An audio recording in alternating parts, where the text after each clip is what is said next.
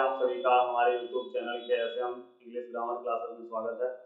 हमारा जो टॉपिक चल रहा था टेंस का, उसको अभी थोड़े वीडियो डालने के बाद में फिर से डालेंगे, पढ़ाएंगे, बिल्कुल पढ़ाएंगे, उसको रोकेंगे नहीं। हमने आपसे पहले ही वादा किया है कि हम आपको जीरो से लेकर के चलेंगे, लेकिन बच्चों ने कहा है कि सर इस टाइम हमारी परीक्षा चल रही है तो डायरेक्ट इनडायरेक्ट बता देते तो ठीक रहता। तो डायरेक्ट इनडायरेक्ट भी अब आपको स्टार्ट करा रहे हैं, तो बिल्कुल जीरो से, कठिन नहीं है, बिल्कुल आप बना सकते हैं। लेकिन उसके लिए आपको क्या करना है, बिल्कुल जीरो से समझना है। तो आपको बिल्कुल जीरो से ही समझाने की कोशिश कर रहे हैं और उम्मीद करते हैं कि आप भी मन लगाकर समझने की कोशिश करेंगे। तो देखिएगा, अपने टॉपिक की शुरुआत करते हैं। टॉपिक हमारा है डायरेक्ट एंड इनडायरेक्ट नरेशन। तो सबसे पहले तो हमें जानना है कि डायरेक्ट और इनडायरेक्ट कहते किसे हैं। तो आप देख लीजिएगा, डायरेक्ट नरेशन अर्थात वक्ता के द्वारा कहे हुए शब्दों को ज्यों का त्यों कहना। जैसे आपकी बुक होती है, आप इंग्लिश की या हिंदी की जो भी बुक पढ़ते हैं, तो जो राइटर ने अर्थात लेखक ने लिखा होता है वही छपा होता है। तो बुक किसमें होती है, डायरेक्ट नरेशन में होती है, अर्थात उसने जो भी कहा है उसको बिल्कुल वैसा ही प्रिंट कर दिया जाता है। और टीचर जब आपको पढ़ाता है तब वो उसकी व्याख्या करता है, अर्थात एक्सप्लेन करता है, और जब एक्सप्लेन करता है तो वो अपने शब्दों में करता है, तो उसको इनडायरेक्ट कहते हैं। तो आप देख लीजिएगा, डायरेक्ट नरेशन वक्ता के द्वारा कहे हुए शब्दों को ज्यों का त्यों कहना डायरेक्ट नरेशन कहलाता है। जैसे लिखा हुआ है, ही सेड टू मी, इसको कहते हैं स्पीकर और इसको कहते हैं लिसनर, अर्थात इसको वक्ता और इसको श्रोता।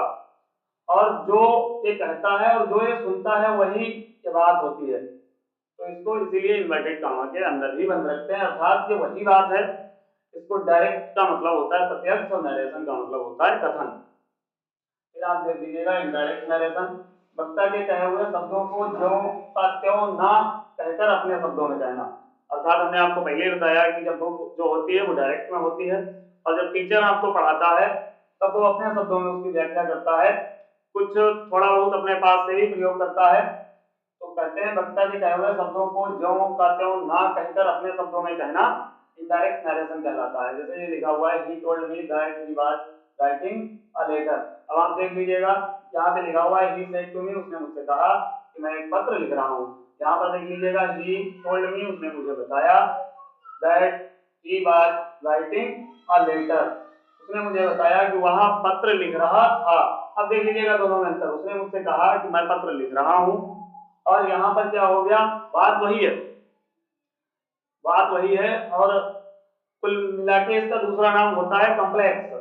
तो कॉम्प्लेक्स किसके अंतर्गत आता है, इंटर वाले बच्चे जानते होंगे, ट्रांसफॉर्मेशन के अंतर्गत, अर्थात बात वही रहती है, वाक्य का अर्थ जो है वही रहता है, रूप बदलता है। तो हो गया, he told me that he was writing a letter, उसने मुझे बताया कि वह पत्र लिख रहा था।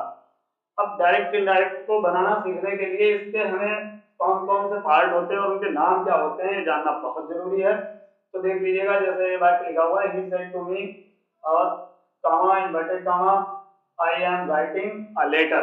तो यहाँ पे देख लीजिएगा, इसको जो इन्वर्टेड कॉमा के बाहर का भाग होता है उसको कहते हैं रिपोर्टिंग स्पीच, और जो इन्वर्टेड कॉमा के अंदर का भाग होता है उसे कहते हैं रिपोर्टेड स्पीच।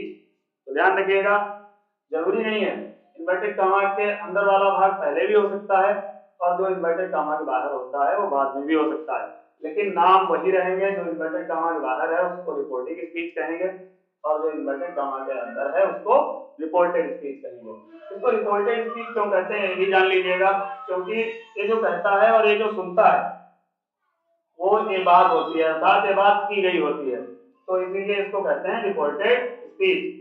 तो ये बोलने वाला होता है, ये सुनने वाला होता है, और जो बात कही जाती है वो ये होती है, इसीलिए इसको रिपोर्टेड स्पीच कहते हैं, अर्थात ये बात की गई है। तो आप देख लीजिएगा, इधर का जो भी होता है उसको, जैसे ही रिपोर्टिंग सब्जेक्ट, इसको रिपोर्टिंग वर्ब और इसको रिपोर्टिंग ऑब्जेक्ट, ठीक इसी प्रकार से इसमें भी हो जाएगा, रिपोर्टेड सब्जेक्ट वर्ब ऑब्जेक्ट वगैरह सब हो जाएगा। तो ये पार्ट आपको ध्यान रखने हैं, क्योंकि इन पार्टों के आधार पर ही, अब कल से जब आपको अगले वीडियो में बनाना सिखाएंगे तो इन पार्टों के आधार पर ही आपको बताया जाएगा। ये पार्ट अगर आपको याद नहीं होंगे तो आप सीख सकते हैं, बिल्कुल सीख सकते हैं, लेकिन बेहतर आप जब ही सीख सकते हैं जब आपको ये पार्ट पता होंगे, क्योंकि आगे जो भी रूल होंगे वो पार्ट के आधार पर ही चलेंगे। तो इन्वर्टेड कॉमा से बाहर का जो भाग होता है उसको रिपोर्टिंग स्पीच, जो अंदर होता है उसको रिपोर्टेड स्पीच, इसको रिपोर्टिंग सब्जेक्ट, इसको रिपोर्टिंग वर्ब और इसको रिपोर्टिंग ऑब्जेक्ट कहते हैं। कभी कभी आपने देखा होगा इसको पूरे को रिपोर्टिंग वर्ब बता दिया जाता है, तो आप खुद समझदार हैं, किताब को आप ध्यान से पढ़िएगा, उसमें पता चल जाएगा। रिपोर्टिंग वर्ब होता है, रिपोर्टिंग वर्ब अर्थात जो रिपोर्टेड स्पीच में जो वर्ब होती है उसको रिपोर्टिंग वर्ब कहते हैं, पूरे को रिपोर्टिंग वर्ब नहीं कहते हैं, पूरे को रिपोर्टिंग स्पीच कहते हैं। और ये बात कैसे सही है, ये अगले वीडियो में जब आपको बनाना सिखाएंगे तो बिल्कुल हम साबित कर देंगे। हालांकि जो भी बताता है वो अपना सही पढ़ाता है, हमें किसी से बहस नहीं करनी, हमें किसी से ये नहीं कहना है कि आपका गलत है हमारा सही है, जो वो पढ़ाता है उसका भी सही है, हम आपको बताते हैं। और हम जो आपको बता रहे हैं वो हम आपको साबित भी करके दिखाएंगे, किताब में भी दिखाएंगे, आप किताब ध्यान से पढ़ेंगे तभी आपको बताएंगे। आप खुद ही देख लीजिएगा बनाने का नियम क्या होता है, subject plus verb plus object. अगर ये सब्जेक्ट है, वर्ब है, ऑब्जेक्ट है, तो फिर पूरे को रिपोर्टिंग वर्ब कैसे कर सकते हैं, रिपोर्टिंग वर्ब इसको कहते हैं। और अगले वीडियो में अब आपको बनाना सिखाएंगे। ये तो डायरेक्ट एंड इनडायरेक्ट का हो गया परिचय। आप ऐसे ही वीडियो को लाइक करते रहें, शेयर करते रहें, कमेंट करते रहें, हम आपको एक से एक अच्छा वीडियो लाकर देने का प्रयास करते रहेंगे। अब आप एक चीज देख लीजिएगा, हमारे टोटल वीडियो जो है अभी तक 15 से ये वाला आएगा 16 हो जाएंगे, और हमारे जो टोटल सब्सक्राइबर हैं वो 1.32 के हैं। यही हमारा ओरिजिनल चैनल है एशियन इंग्लिश ग्रामर क्लासेस। अगर कोई दूसरा हमारी वीडियो डाल रहा है तो वो उसका काम है, वो कर रहा है, हमें उससे कोई दिक्कत नहीं है। लेकिन अगर डीपी वगैरह यूज कर रहा है तो थोड़ा खराब लगता है। बताया, आप ऐसे ही बस प्यार बनाए रखिएगा, हम आपको बेहतर से बेहतर देने का प्रयास करते रहेंगे। धन्यवाद।